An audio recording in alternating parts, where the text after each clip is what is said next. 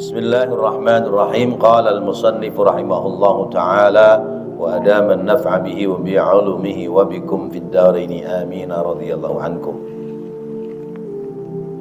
Wa ruwiya, dan diriwayatkan an Abi Hurairah, dari sahabat Abu Hurairah radhiyallahu anhu, annahu, bahwasanya sahabat Abu Hurairah dakhala, masuk as-suqa ke dalam pasar. Faqala, kemudian dia berkata, antum hahuna, kalian semua pada ada di sini. Wa mirasu Muhammadin, dan warisannya Nabi Muhammad sallallahu alaihi wasallam, yuqsamu fil masjid, sedang dibagi-bagi di masjid. Fadhahaban nasu, fadhahaba, kemudian berangkat atau pergi, an-nasu, orang-orang, ilal masjidi, ke masjid, yakni orang-orang pasar berangkat ke masjid. Wa taraku, dan mereka meninggalkan as-suqa, pasar. Faraja'u, lalu mereka kembali ke pasar sesudah dari masjid. Wa qalu, dan mereka berkata, ya Aba Hurairah, wahai sahabat Abu Hurairah, ma ra'ayna mirasan, ma ra'ayna, tiada kami melihat, mirasan, warisan, yakni warisannya Rasulullah, yuqsamu, dibagi-bagi.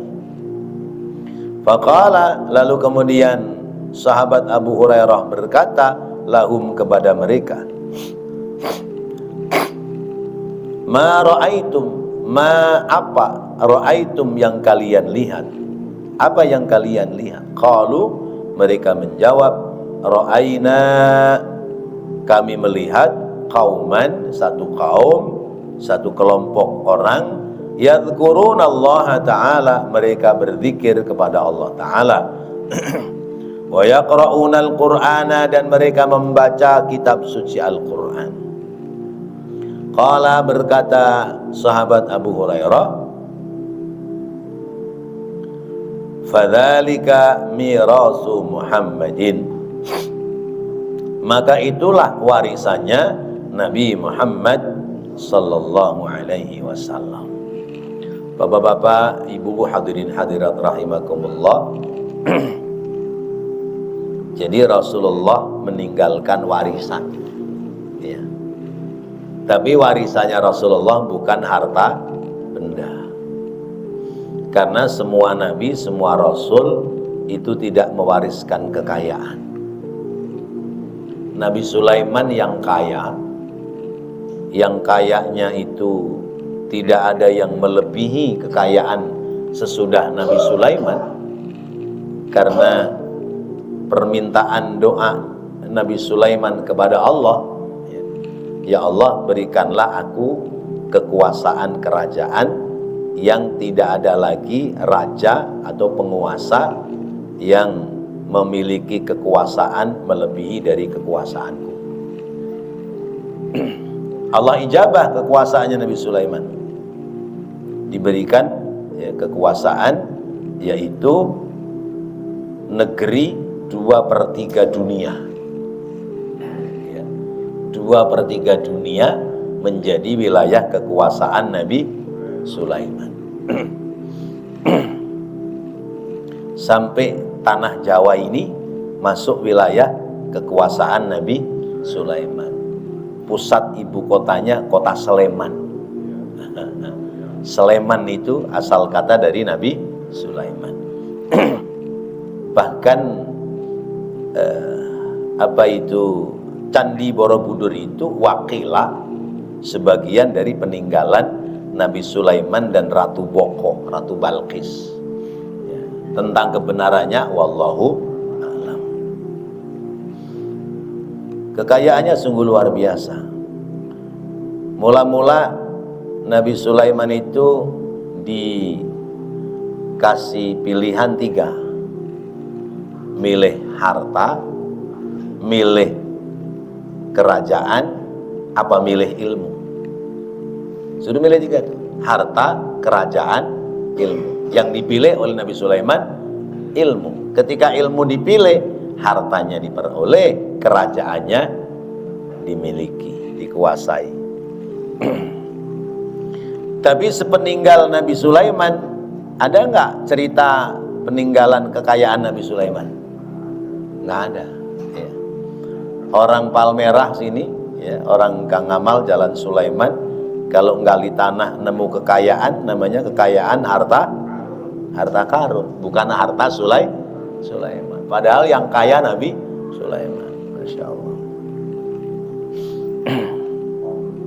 Ya, nabi-nabi itu tidak meninggalkan kekayaan. Yang ditinggalkan warisan para nabi adalah agama. Rasulullah mewariskan kepada kita yaitu Al-Quran dan hadis.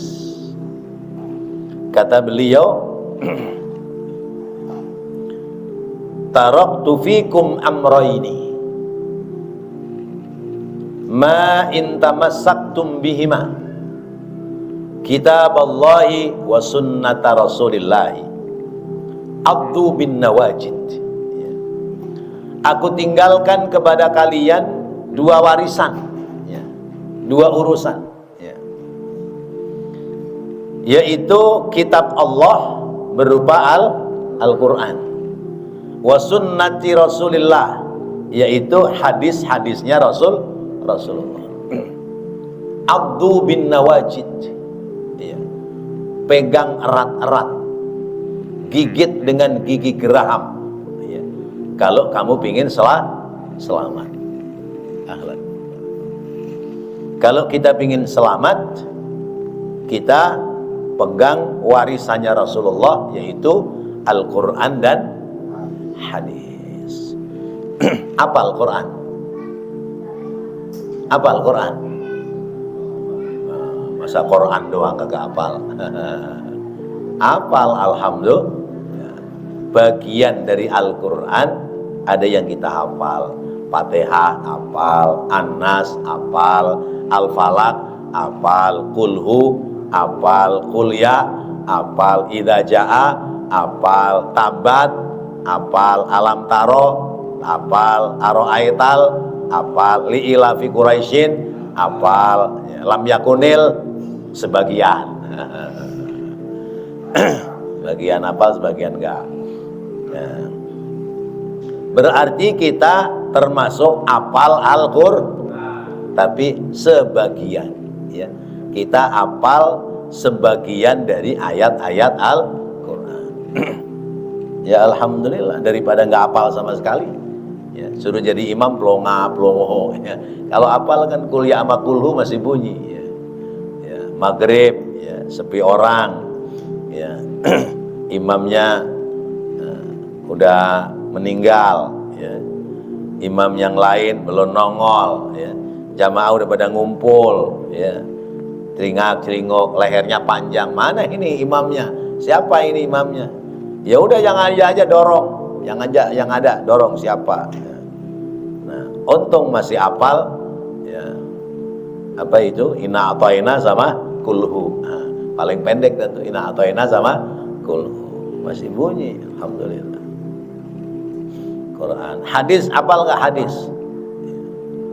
Iya, jarang yang hafal hadis, ya. Ya. Karena hadis itu banyak, ribuan hadis, ya. Ya, hadis-hadis pendek lah, misalnya man kana yu'minu billahi wal yaumil akhir falyakul khairan aw liyasmut. Siapa yang beriman kepada Allah, beriman pada hari akhirat, maka ucapkanlah yang baik atau cicing wae, diem aja. Nah, man kana yu'minu billahi wal yaumil akhir falyukrim jarahu. Siapa yang beriman kepada Allah dan hari akhirat, maka hormati tetangganya, muliakan tetangganya. Ya nggak apa-apa, dikit-dikit hadis nggak apa-apa. Nah, jadi itu warisannya Rasulullah. Nah, orang yang dapat warisan itu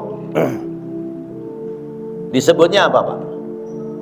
Suami meninggal, istri sama anak dapat warisan. Nih istri sama anak disebutnya apa? Ahli waris itu siapa? Keluarga. Ya. Si Fulan meninggal, istrinya, anaknya berarti keluarga si Fulan, keluarga almarhum Fulan. Karena keluarga maka dia mendapati bagian dari warisan. Nah, kalau kita ini mendapati warisan Al-Quran sama hadis, berarti kita keluarga apa bukan sama Rasulullah? Hah? Keluarga apa bukan? Kalau bukan keluarga, dapat nggak warisan? Enggak, ya. Misalnya di sini almarhum Pak Sunata meninggal, saya dapat warisan nggak? Enggak, orang bukan keluarga, ya. Yang dapat warisannya istrinya sama anaknya, si siapa, Ustadz siapa? Anas. Nah, itu dapat warisan dia. Kalau saya nggak dapat, karena saya bukan keluarga. Tapi kalau Al-Quran, hadis, ya, itu warisan dari Rasulullah, kita dapat nggak Quran? Dapat. Tuh apal tadi kan? Kita dapat nggak hadis? Dapat. Kalau begitu kita keluarga apa bukan sama Rasulullah? Keluarga apa bukan?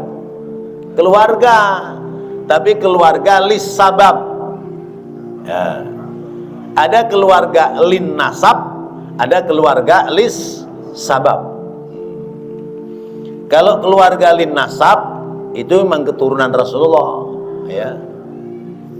Rasulullah punya anak Sayyidatina Fatimah, putranya dua, Sayyidina Hasan, Sayyidina Husain. Dari Sayyidina Hasan, Sayyidina Husain melahirkan anak-anak lagi, ya. Ada yang sebutannya Syarif, ada yang sebutannya Habib. Yang keturunan Sayyidina Hasan sebutannya Syarif, yang keturunan Sayyidina Husain sebutannya Habib. Nah, ini berarti keturunan apa? Ahli warisnya Rasul. Tapi lin nasab, karena nasab. Ya. Kalau kita ngaku-ngaku Habib kagak boleh. Iya, orang pesek begini Habib dari mana? Iya, nasabnya kita nggak nyambung sama Rasulullah. Nasab kita nyambungnya sampai kepada Nabi Adam alaihissalam. Ya, Nabi Adam menurunkan Nabi Nuh. Nabi Nuh itu anaknya 4, ya. Sam, Ham, terus kemudian Kan'an, yang mana pertama Kan'an, kemudian Yafis, ya. Kan'an, Sam, Ham, Yafis. Kan'an mati kafir, ya. Tinggal 3 itu, ya. Sam, Ham, Yafis. Nah, ini 3 ini yang melahirkan keturunan manusia sedunia, ya. Dari 3 ini, ya. Termasuk yang wilayah Asia, ya, kita ini. Ada yang mengatakan katanya keturunan Yafis, orangnya ya kecil, ya coklat, pesek, katanya. Ya. Kalau Sam itu tinggi besar, yang melahirkan orang-orang ya Arab, ya, dari Babilonia, ya, Nabi Ibrahim, gitu. Nah, kalau Ham itu yang melahirkan orang-orang yang kulitnya putih, matanya biru, itu katanya begitu, ya. Ya, yang sebenarnya wallahu a'lam. Yang pasti kita keturunan Nabi. Nabi siapa? Nabi Adam. Awas loh yang ngaku-ngaku keturunan Nabi Muhammad, awas ya. Kita bukan apa-apanya sama Rasulullah, ya. Jadi kita termasuk keluarga Rasulullah, tapi lis sabab, ya. Sebab kita menjadi orang Islam, kita mendapati bagian warisannya Rasulullah, antara lain adalah Al-Quran dan hadis. Kalau kita bukan ahli waris, kita nggak bakal kebagian warisan. Umat di luar umat Islam itu bukan keluarga Rasulullah, karena mereka tidak mewarisi Al-Quran dan hadis. Udah paham sampai di situ? Nah, udah segitu aja.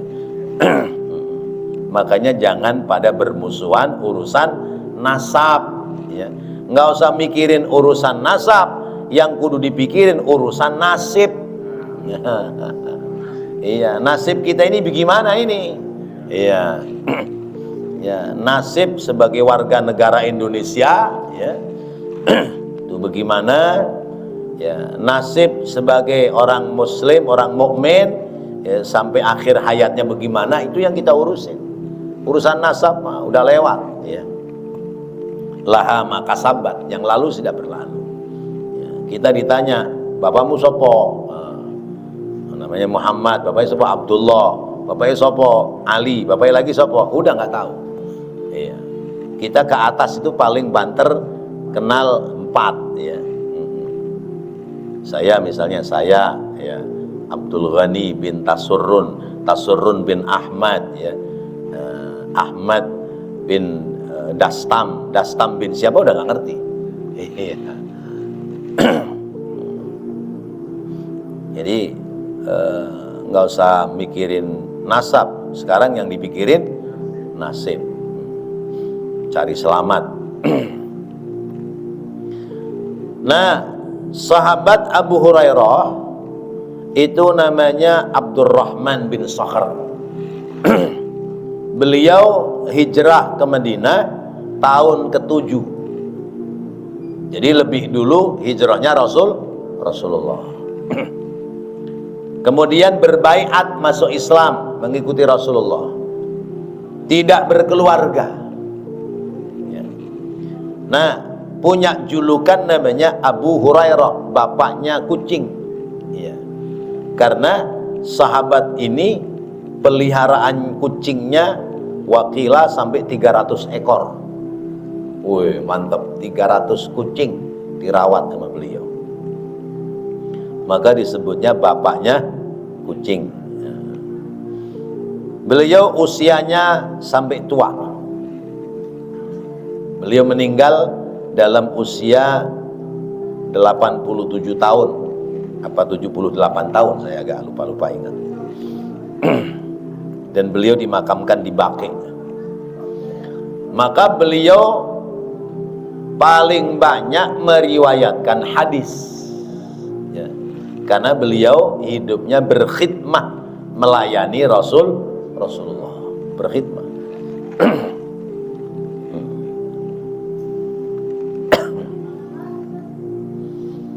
Nah, di saat Rasulullah sudah wafat, mungkin di zaman khalifah siapa, itu orang sudah mulai enggan untuk datang ke masjid, duduk di masjid, mutolaah atau belajar ilmu agama atau tadarus Al-Quran. Udah mulai pada males. Rajinnya pada jalan ke pasar. Orang zaman itu udah mulai banyak yang rajin ke pasar dan mulai banyak yang tidak jalan ke masjid. Nggak kayak di kita. Kalau di kita kan banyak yang ke musola nih, ya. Iya. Ntar kalau ada undangan kendurenan banyak ke musola. Kalau jalannya ngaji mah rada-rada berat, ya. Ya. Jalan ke masjid, jalan ke musola. Ngapain? Sholat jamaah, tadarus Al-Quran, zikir, tolabul ilmi. Nah, ini namanya warisannya Rasulullah. Maka sahabat Abu Hurairah gedek. Ini orang ramenya di pasar, ya. Masjid, musola sepi. Akhirnya beliau ke pasar. Dari gerbang pintu pasar itu dia panggil orang-orang, saudara-saudaraku, kalian pada sibuk di sini semua, ya. Padahal di masjid di Masjid Nabawi itu sedang dibagi-bagi warisannya Rasulullah. Orang langsung pada perhatikan, wah, lagi bagi warisan Rasulullah. Buruan dah kita jalan ke sono. Kali-kali aja dapat kebagian apa kek, ya. Pedangnya Rasulullah, apa mungkin duitnya Rasulullah atau apa. Pada jalan itu. Nah, sahabat Abu Hurairah nungguin aja di pasar, ya. Begitu sampai di masjid, orang celingak-celinguk, ngelongok sana, ngelongok sini. Mana orang bagi warisan? di sini sedang halaqah tahsinul Quran, benerin baca Quran, di sono sedang mendengarkan nasihat guru, di sini sedang zikir, di sini sedang apa gitu. Nggak ada bagi-bagi duit, nggak ada bagi-bagi kekayaan. Orang akhirnya ngomong, Abu Hurairah nipu nih, agak beres dah. Orang lagi sibuk di pasar nyari duit, malah suruh datang ke masjid, di apa namanya kalau bahasa anak sekarang, di prank, di prank gitu ya, ditipu. Begitu balik ke pasar, Abu Hurairah, kamu nipu kami ya. Di masjid nggak ada apa-apa, dibilang sedang bagi-bagi warisan Rasulullah. Kata Abu Hurairah dengan enteng, kamu lihat apa di masjid? Ada orang sedang halaqah tadarus Quran. Lihat apa lagi? Ada yang sedang zikir. Lihat apa lagi? Ada yang sedang belajar ilmu agama. Apa kata Abu Hurairah? Itulah warisannya Rasul. Kalau begitu mulia mana warisannya Rasulullah dengan harta kekayaan dunia? Ayo, lebih mulia mana, lebih berharga mana warisannya Rasulullah dengan harta-harta dunia? Lebih mulia mana? Warisannya Rasulullah Sallallahu Alaihi Wasallam. Tapi kenyataannya orang zaman sekarang milih warisannya Rasulullah apa milih warisannya Korun? Iya. Kalau ilmu warisan Rasul, kalau harta dunia warisannya kok.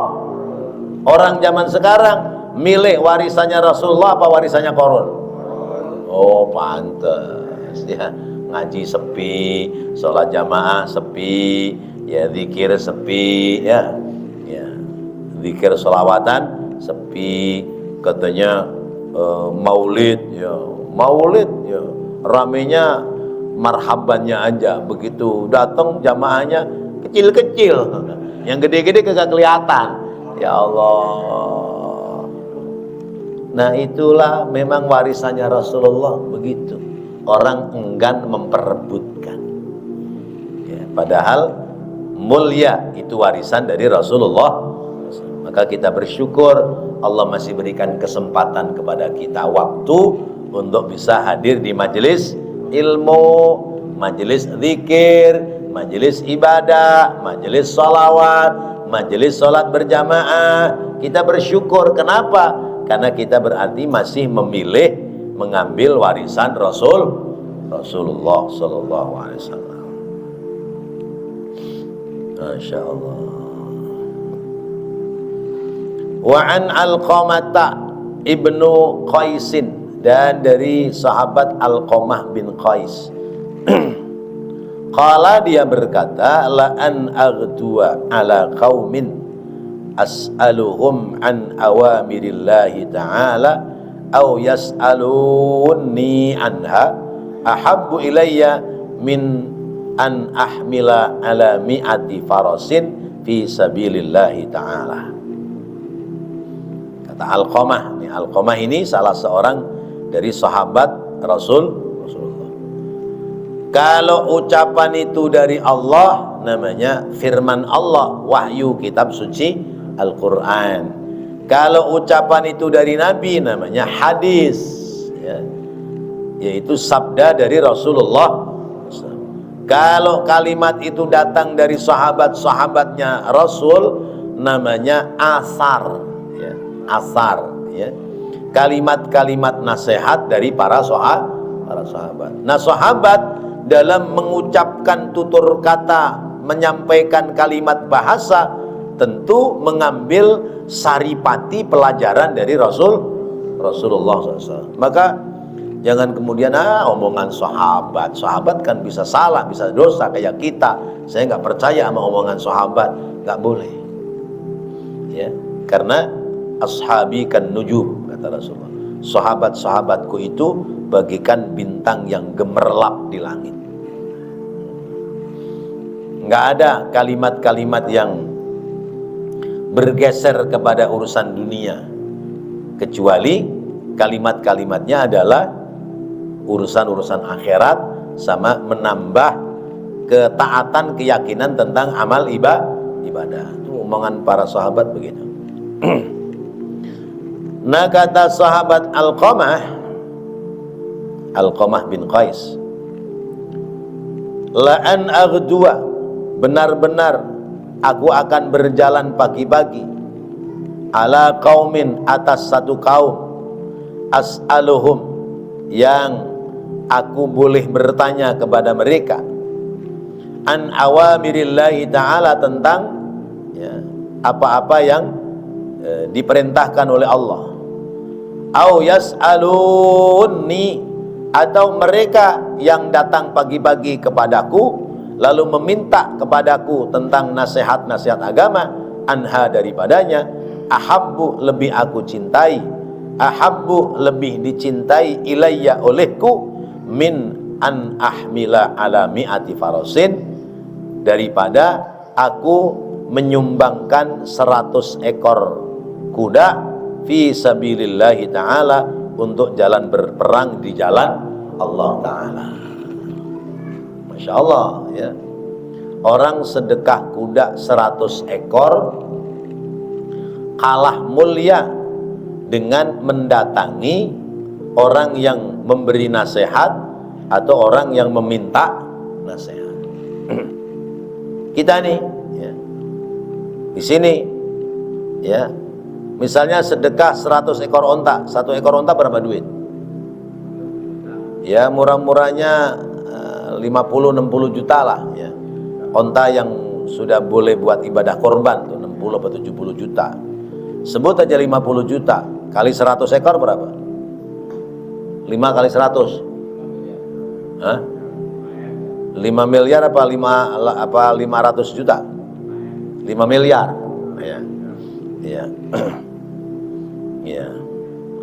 5 miliar disedekahkan di jalan Allah, kalah mulia dengan mendatangi nasihat. Kita datang untuk menyampaikan nasihat atau kita datang untuk menerima nasihat, lebih mulia ketimbang sedekah 100 ekor onta. Masya Allah ya, lebih mulia. Nah, kalau guru yang datang ke tempat ini berarti guru mendatangi, memberikan nasihat. Kalau kita jamaah murid mendatangi untuk memperoleh nasihat. Ini kemuliaannya. Duduk kita dari maghrib sampai isya ini, maghribnya juga udah lewat ba'da maghrib ya, sampai adzan isya ntar ini, itu duduk kita lebih mulia ketimbang sedekah di jalan Allah 100 ekor kuda ya, kuda ya. Faros kuda ya. Kuda yang bagus berapa duit? Nah, kalau kudanya Pak Prabowo ada yang 3 miliar ya. Ya. Nggak tahu kalau kudanya Pak Jokowi ya. Ya, tapi bukan kuda kayu ya. Ya, ya sebut aja kuda yang buat itu, buat narik andong tuh berapa duit tuh? Ada yang tahu? 30 juta dapat nggak? Dapat. Ya, 30 juta kalau kali 100 berapa? 3 miliar. 3 miliar. Ya. 3 miliar. Kalau harganya yang 100 juta, 100 juta kali 100, 1 triliun kali. Masya Allah, sebegitu besar nilai materinya, kalah dengan kita mendatangi untuk memperoleh nasihat. Kenapa kok hitung-hitungannya kayak begitu? Karena begini, orang punya kuda banyak atau orang punya harta banyak, jaminan nggak harta banyak menyelamatkan dia dari siksa neraka masuk surga? Jaminan nggak? Nggak jaminan. Orang kaya, kekayaannya tidak menjamin dia selamat dari siksa neraka masuk ke dalam surga. Nggak menjamin. Atau misalnya orang punya jabatan, ya, jabatannya menjamin nggak dia bakal selamat dari siksa neraka? Jangan-jangan karena jabatannya itu dia menjadi ya terlibat-libat yang mestinya ke surga malah jadi nyemplung ke neraka. Atau misalnya orang punya, karena dia militer, punya bintang di pundak berapa tuh paling banyak? 4. Ada lagi yang 7 namanya Jenderal Puyer. Jenderal Puyer bintangnya 7. Orang bintangnya 4 di pundak, iya, jenderal. Kalau bintangnya 3, letnan jenderal. Kalau bintangnya 2, mayor jenderal. Kalau bintangnya 1, brigadir jenderal. Oh, masih ingat saya rumahnya. Brigjen, Maijen, Letjen, Jen. Jenderal. Nah, itu bintangnya menjamin nggak dia buat masuk surga, selamat dari neraka? Nggak ada jaminan, Pak. Nggak ada jaminan. Iya. Tapi dengan duduk di majelis ilmu, lalu kita menerima nasihat-nasihat kebaikan, lalu nasihat itu kita amalkan, maka ini adalah jaminan selamat dari siksa neraka, akan sampai ke dalam surga. Maka tak ternilai dengan harta, ya. Hadir dalam majelis ilmu itu tak ternilai dengan harta. Nggak bisa dinilai. Karena apa? Inilah jalan-jalan yang menjadikan sebab selamatnya kita dari siksa neraka, sampainya kita ke dalam surganya Allah Subhanahu wa ta'ala. Mana dalilnya? Mana buktinya? Kata Rasulullah, man salaka tariqan yaltamisu bihi ilman sahhalallahu lahu tariqan ilal jannah. Siapa yang mencari jalan menuju kepada memperoleh ilmu, maka Allah berikan jalan kemudahan, jalan sampai menuju kepada surga. Jadi orang ngaji, orang berangkat sholat jamaah, orang ibadah, itu sesungguhnya sedang berjalan menuju ke surganya Allah Subhanahu wa ta'ala. Masya Allah.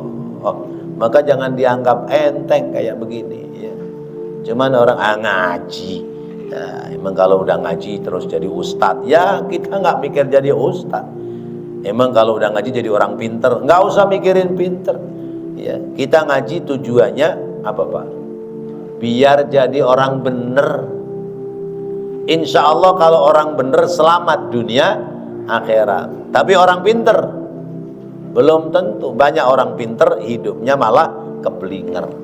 Nah, jadi nggak usah nyari pinter, yang penting jadi orang benar, bisa taat ibadah, ya, kebaikan yang kita angkat, keburukan yang kita buang, ya, itu yang bisa jadikan kita selamat. Baik, masih ada waktu, barangkali ada yang menambahkan, dipersilakan. Ya. Sekarang ini kan lagi santri-santri mengajarkan buku yang sebenarnya itu seperti ya kontra bahwa mereka ada fitnah ke orang-orang pintar gitu. Indonesia ya, sebagai kita ini orang awam sikapinya itu seperti apa? Bagaimana kita sebagai orang awam menyikapi perselisihan atau perseteruan tentang nasab? Ada yang pro, ada yang kontra. Sikap kita bagaimana? Sikap kita lihat dulu, ya. Kalau kita belain yang pro, untungnya apa? Kalau kita belain yang kontra, untung kerugiannya apa? Kalau nggak ada untung ruginya, udah nggak usah ikut-ikutan. Masalahnya begini, kalau misalnya nasab Ba'alawi itu nyambung kepada Rasulullah, tapi ternyata dianggap tidak nyambung kepada Rasulullah, maka apa yang diucapkan oleh orang yang mengatakan tidak nyambung berarti fitnah. Kenapa? Karena sesuatu yang nyata dianggap tidak nyata, berarti fitnah.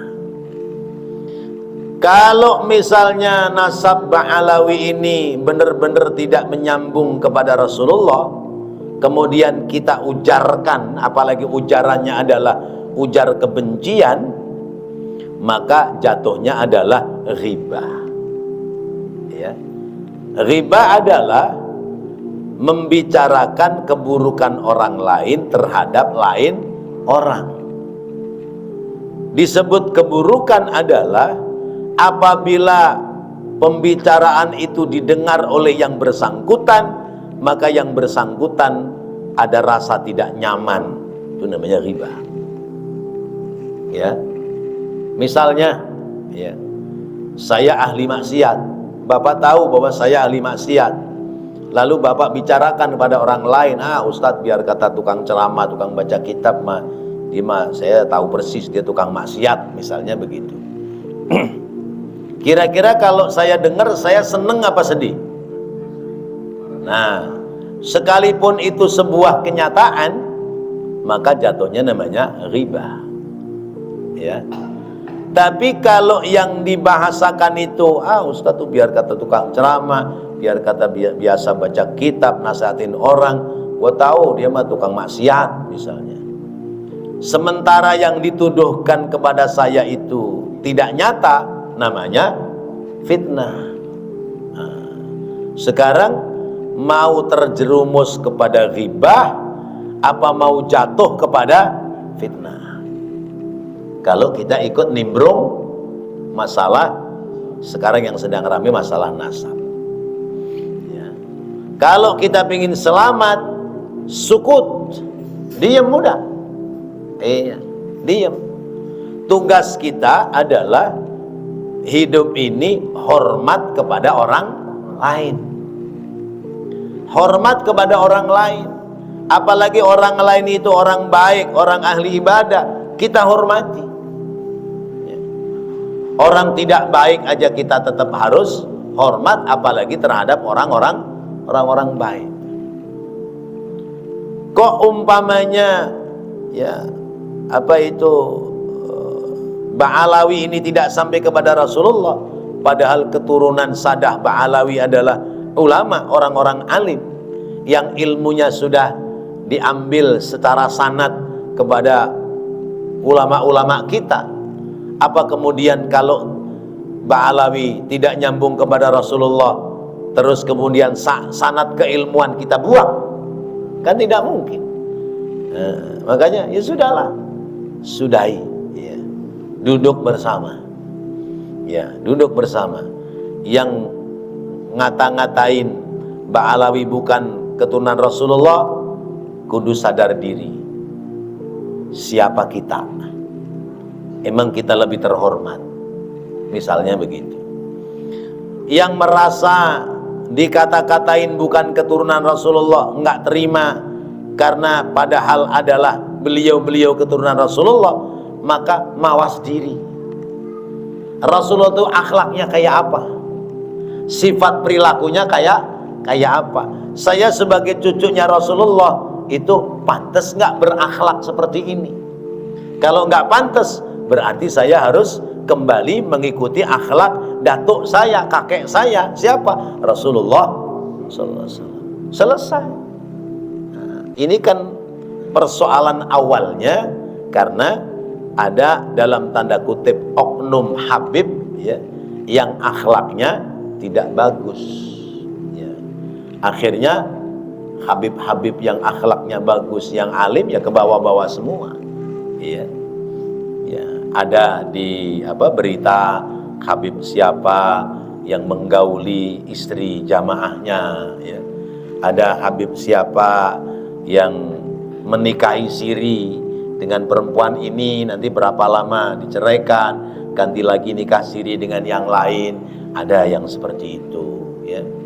Ada oknum Habib yang kalau datang kepada orang ajam ujung-ujungnya duit, ya. Ngobrol panjang lebar, belakangannya minta ongkos buat pulang. Ada yang begitu. Nah, ini kan oknum-oknum yang menjadikan sebab kemudian muncul persoalan. Atau ya kalangan Habib yang kalau ceramah itu keluar bahasa binatang dan sebagainya. Ini berangkat dari yang seperti ini, maka kemudian muncul hal-hal yang lain. Maka kalau cooling down, semua bisa mendinginkan suasana, kumpul bersama, peluk-pelukan, ya, kemudian saling minta maaf dan memaafkan, selesai. Karena sesungguhnya persoalan seperti ini sudah ada dari zaman dulu. Tetapi ulama-ulama zaman dulu tidak mempersoalkan. Urusan ente ngaku cucunya Nabi padahal bukan atau beneran, urusan ente nanti sama Rasulullah. Ente ngaku cucunya Nabi padahal ente bukan cucunya Nabi, ente tanggung jawab besok kalau ketemu Nabi. Ente ngaku cucunya Nabi, emang bener keturunan dari Nabi, tapi akhlak ente tidak sesuai dengan akhlak kakekmu, ente tanggung jawab nanti. Kan begitu. Jadi bagi kita sudahlah, kita nggak usah ikut campur karena nggak menguntungkan dan tidak merugikan bagi kita. Kalau ada teman-teman kita yang sudah berlebihan, ya mahabbahnya kepada habaib berlebihan, ya kita ingatkan. Kenapa? Cintai gurumu yang dulu ngajarin Quran sama kamu dari abata. Cintai gurumu yang ngajarin tata cara wudu, tata cara sholat. Jangan kemudian begitu kenal Habib, gurunya ditinggal, seolah tidak kenal dengan guru-gurunya. Itu juga salah, kan begitu. Iya. Jadi kita harus kembali pada porsinya. Kembali pada porsinya. Nah, orang-orang kita kadang-kadang kalau sudah mahabbah kepada habaib itu suka berlebih-lebihan. Saya sering lihat, saya diundang ceramah bareng sama Habib, ya. Habib ceramah duluan, jamaah banyak.